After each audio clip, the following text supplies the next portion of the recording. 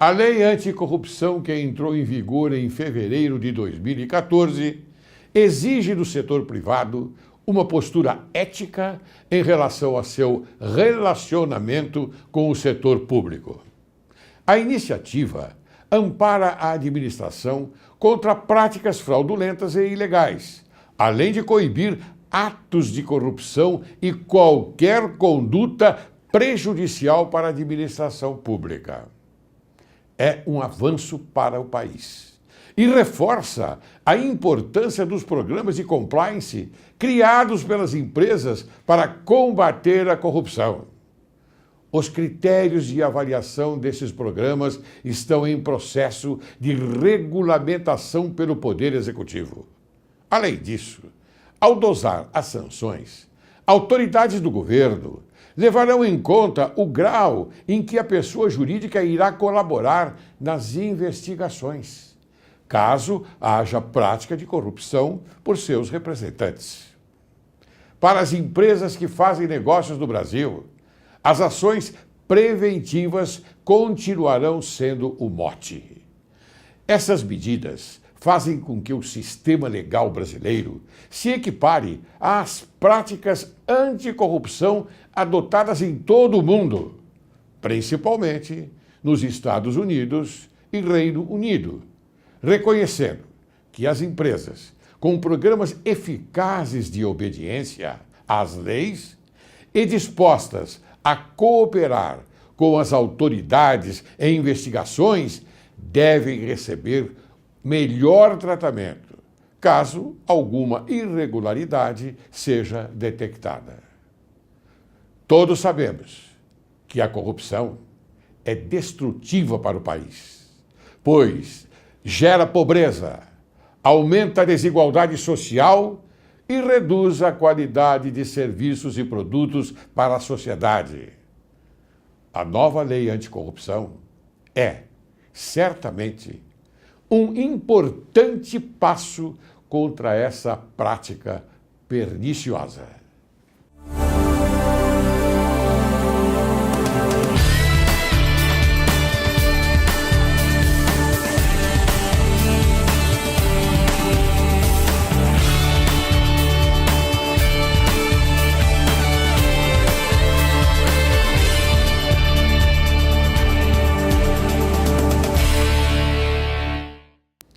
"55 anos antes de Cristo, Marcos Túrios já afirmava: o orçamento nacional deve ser equilibrado, as dívidas públicas devem ser reduzidas, a arrogância das autoridades deve ser moderada e controlada, os pagamentos a governos devem ser reduzidos, se a nação não quiser ir à falência. As pessoas devem novamente aprender a trabalhar em vez de viver por conta pública." Dando continuidade à série de entrevistas sobre corrupção, o programa Direito e Justiça em Foco recebe hoje o ilustre desembargador Carlos Henrique Abrão. Carlos Henrique Abrão é desembargador do Tribunal de Justiça do Estado de São Paulo, doutor em Direito Comercial pela Universidade de São Paulo, especialização em Paris, bolsista convidado pela Universidade de Coimbra, em Portugal, pesquisador pela Universidade de Heidelberg, Alemanha, docente na Escola da Magistratura e Centro de Extensão Universitária, agraciado com a Medalha Rio Branco, autor de 28 monografias e 500 artigos em revistas especializadas. Este é um currículo que nós apresentamos a você, mas ele representa muito mais. Eu quero ler para você, antes de conversar com o nobre desembargador, uma parte do Estatuto do AJA. O que é o AJA? A AJA é a Associação de Juízes Anticorrupção. Os magistrados brasileiros, atentos à realidade nacional e acompanhando de perto pela imprensa falada, escrita, televisada e a mídia eletrônica os acontecimentos relacionados ao aumento avassalador da corrupção, comprometendo as instituições em detrimento da democracia, visando o melhor equacionamento dos procedimentos mediante trabalho conjunto e participativo dos seus associados e afiliados, demais representantes, levando em conta também os efeitos nefastos acarretados pelas consequências do uso do dinheiro público e cometimento de delitos lesivos à sociedade civil, e apresenta-se os considerandos, que é o perfil adequado a esta instituição. Este estatuto nós vamos colocar já no nosso site e no nosso Facebook para você ter acesso a estes considerandos. Desembargador, como está? Muito bem, graças a Deus. Fico muito honrado com o convite feito pelo amigo. Estamos aqui para debater um tema recorrente no Brasil, a corrupção, a lei anticorrupção e todos os percalços enfrentados pela máquina administrativa na administração desse gravíssimo problema. Muito bem, Carlos Henrique Abrão.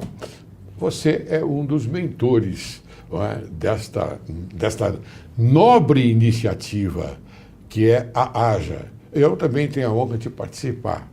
Eu gostaria que você tecesse alguns comentários a respeito, porque o estatuto já está pronto. Sim. Isso é importante. Importante. Então, depois de quase 30 anos completados de exercício da magistratura, nós refletindo bem, chegamos à conclusão que nós estamos trabalhando bastante e os reflexos para a sociedade têm sido quase imperceptíveis.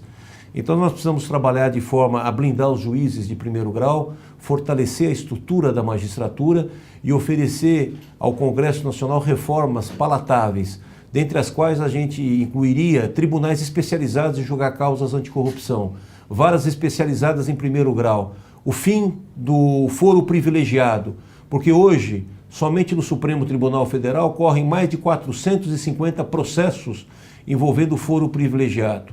Então, esses processos, uma boa parte vai ser atingida pela prescrição e não existe no judiciário um combate incessante contra talvez a maior chaga da democracia recente desse país, que é a impunidade.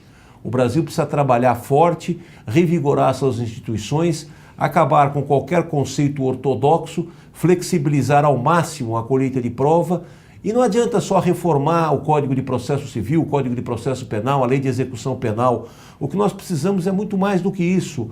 O Brasil tem um regime de cumprimento de pena que nenhum país do mundo desenvolvido aplica. Esse regime de progressão de pena. Nós precisamos daqueles delitos contra o colarinho branco, contra a propriedade, contra o dinheiro público.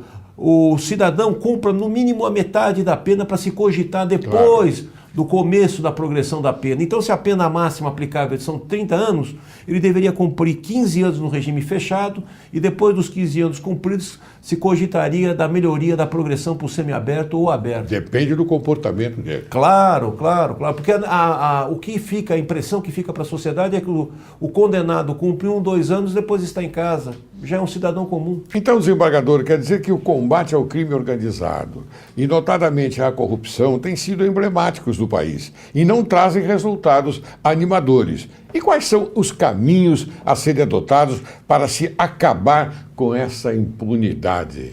Em primeiro lugar, o Supremo Tribunal Federal deve voltar a seu papel exclusivamente constitucional, uma corte constitucional.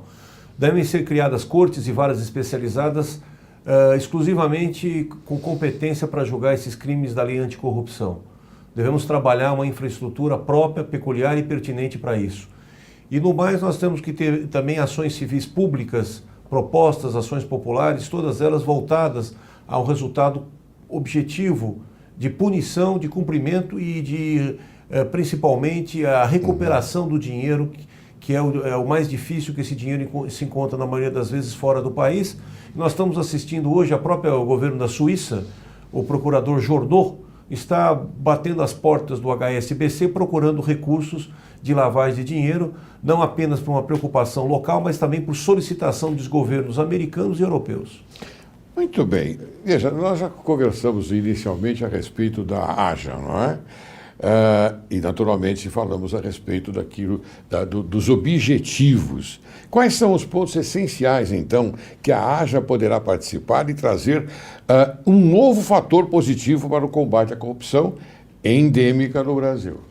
Se pretende, com a Associação de Juízes Anticorrupção, a AJA, uma união cívica e histórica de um movimento de magistrados para que todos eles, afiliados, acompanhem os processos que envolvem corrupção, possam estar a par do que acontece em todo o território nacional sobre esses fatores que deprimem a sociedade e ferem o orgulho nacional, e também se acompanhe não apenas a investigação, mas o processo em si, o resultado prático, a execução da pena e qual foi a sanção imposta.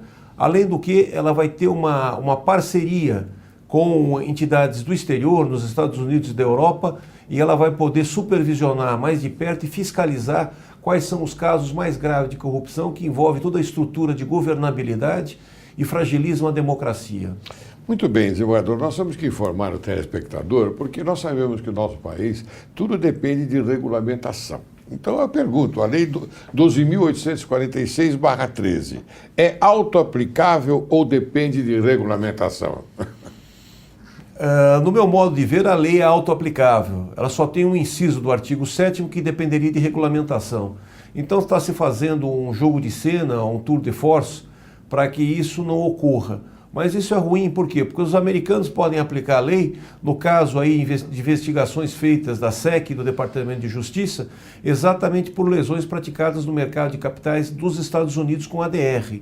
A legislação do Brasil é muito boa, ela é moderna, ela é contemporânea, ela deve ser aplicada. O que não podem as autoridades administrativas, a pretexto de um artigo, de um inciso a ser regulamentado, jogar para frente esse problema e tentar se furtar da responsabilidade da aplicação. Cabe à Controladoria Geral da União, ao Tribunal de Contas da União e também ao Ministério Público Federal essas propostas de enquadramento e responsabilização desses agentes. Muito bem. Eu pergunto se pode o acordo de leniência ser transferido da esfera judicial para aquela administrativa. A medida está forrada de legalidade e constitucionalidade, eu pergunto, tendo em vista que, vou agora dar um adendo importante, na Folia do Carnaval, lá em Brasília, enquanto os foliões estavam naturalmente brincando e respeitando esta maravilhosa folia de carnaval, lá estavam tramando alguma coisa. Que coisa é esta? Você, naturalmente, tem conhecimento. Eu queria que você falasse sobre isto, que é importante nós transmitirmos ao povo brasileiro. Bem, o que se está a pensar é a possibilidade de se levar por uma instrução normativa os fatos para um acordo de leniência perante o Tribunal de Contas da União. E com isso se minimizaria ou retiraria da Justiça a possibilidade da investigação e inclusive os efeitos da delação premiada. Primeiro, se houve uma comprovação entre corruptor e corrupto da prática de atos lesivos e caberia ao Tribunal de Contas da União a fiscalização, ao nosso sentido, não poderia o Tribunal de Contas da União aceitar esse acordo de leniência se o erário está sendo prejudicado ou minar a ação da investigação, quer do Ministério Público Federal ou da Justiça. Em segundo lugar, qualquer deslocamento feito, já iniciada a ação penal, ao nosso sentir é inócuo.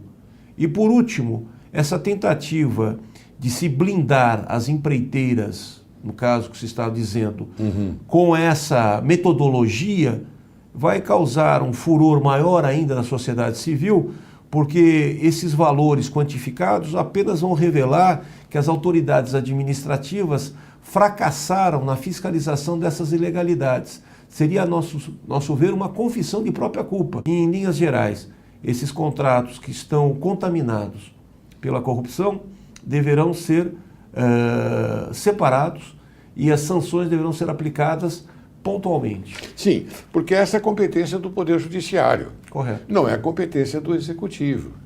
Ora, estão querendo transformar tudo isto num brinquedinho. Me parece num brinquedinho, porque não se está se respeitando a seriedade, não é, do compromisso brasileiro em levarmos avante a nossa ideia, a ideia do bem, a ideia da postura do bem para o povo brasileiro. Então, me parece, segundo aquilo que a gente conhece, que este é um procedimento inconstitucional. Além da inconstitucionalidade, ele está revestido de ilegalidade. Porque nós temos que também ter em mente o princípio da separação dos poderes. É claro. Então o Executivo não pode se atravessar agora e tentar lançar a mão de uma manobra para prejudicar as investigações em andamento. Muito bem.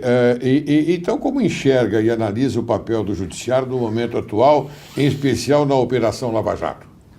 É um momento histórico, um momento relevante, um momento muito oportuno, porque o Judiciário ele tem agido de forma inteligente, ao meu ver, inclusive na delação premiada e também na referência de buscar esses valores lá fora. Muito bem. A preocupação é esta, porque as pessoas inteiradas em levar o fato, não é, para um denominador comum, não é, procuram sempre, não é, retirar de pauta o Poder Judiciário, querendo enfraquecê-lo. Nós temos já conhecimento disso. Aliás, esse é o projeto. Agora eu vou falar de um projeto marxista que levanta a ideia da fragilidade, de se obter a fragilidade das instituições constituídas, fazendo com que os seus representantes se infiltrem nelas para poderem praticar ações que os beneficiem. Então, esta é a nossa grande preocupação. Mas eu quero até fazer uma colocação aqui para você, você que conhece bem a língua italiana, você que conhece bem o processo penal, a procedura penal italiana e também a Constituição. Nós sabemos que na Constituição italiana, no artigo 104, inciso 2, existe quando se fala do Conselho Superior da Magistratura, se diz que o Conselho Superior da Magistratura é presidido pelo Presidente da República. Veria com bons olhos a medida no Brasil? Na Itália, o sistema é parlamentar presidencial. Claro. E o atual presidente é um egresso da magistratura, certo, Sérgio Mattarella, e então no sistema italiano isso funciona muito bem. No Brasil nós temos grandes dificuldades porque quem preside o Conselho Nacional de Justiça é o presidente do Supremo Tribunal Federal, o ministro Henrique Lewandowski, inclusive recentemente esteve em audiência com o Papa, revelando toda a preocupação no combate à corrupção, a própria CNB agora, CNBB na divulgação da campanha da fraternidade falou sobre isso. O que precisa estar evidenciado... E meritório esse procedimento. Claro. O que precisa estar evidenciado é o fortalecimento do Poder Judiciário. A AJA vem exatamente nesse momento para fortalecer, blindar os juízes de primeiro grau. Inclusive, nós estamos defendendo a ideia, em esses processos mais complexos que envolvam repercussão nacional, a decisão colegiada em primeiro grau. Por que isso é importante? Porque na França e em outros países da Europa, existem 3 modalidades: o juiz que faz a investigação, o juiz que faz a instrução e o juiz que decide. Claro. Então nós defendemos que esse modelo de triplicidade, modelo tríplice, com 3 juízes, evita as arguições de suspeição e evita também os embates que são desnecessários e improdutivos para a própria democracia. Eu estive recentemente na Itália, porque fui fazer um curso, inclusive, e eu percebi que lá a Itália é já amadurecida, não é? O entendimento do Poder Judiciário é completamente diferente do nosso entendimento. Aliás, há um respeito muito grande.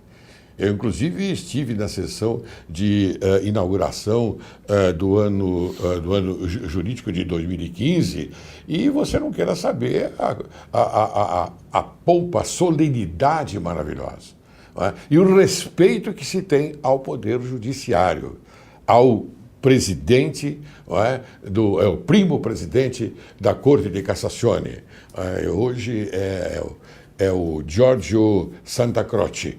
Eu falo disso porque a gente faz comparações, o desembargador, e a gente quer que o nosso país esteja próximo do primeiro mundo, próximo do primeiro mundo. Quer dizer, e nós não estamos no primeiro mundo, é óbvio, e nós temos que lutar muito por isso. E daqui para frente, eu lhe digo que foi meritória, bastante meritória, esta sua idealização. Vou agora falar sobre a sua idealização, a respeito da AJA. Vamos sim, vamos levar para frente. Eu acho que é muito importante. Bem, e a reforma da Loman? Ela é inadiável e quais são os principais motivos? Então, a Lei Orgânica da Magistratura, ela data de 1979, uma lei complementar 35, ela já está mais do que no tempo de ser revista. O próprio ministro Henrique Lewandowski, na abertura do ano judiciário brasileiro, falou sobre isso, dizendo que nós precisamos acelerar a reforma da lei e o projeto tem que ser de iniciativa do próprio Supremo Tribunal Federal. Então, eu acho que essa Lei Orgânica da Magistratura é um retrocesso. O nosso fortalecimento da magistratura exige que nós tenhamos aí uma lei orgânica que ela atenda às necessidades do juiz moderno, do juiz contemporâneo. Chegamos ao extremo do juiz não poder falar, do juiz não poder se pronunciar, e o juiz ser atacado diuturnamente pelas partes, pelos advogados, e porque uma lei orgânica impede que o juiz se manifeste, ou pelo menos que fale sobre, não sobre as provas dos autos, mas sobre o pensamento dele a respeito do fato, a repercussão, como a imprensa quer saber hoje. Lógico. A imprensa, a mídia, de uma forma geral, os meios eletrônicos, eles consultam, eles querem uma opinião do juiz. E se o juiz não falar, ele pode estar sendo atacado.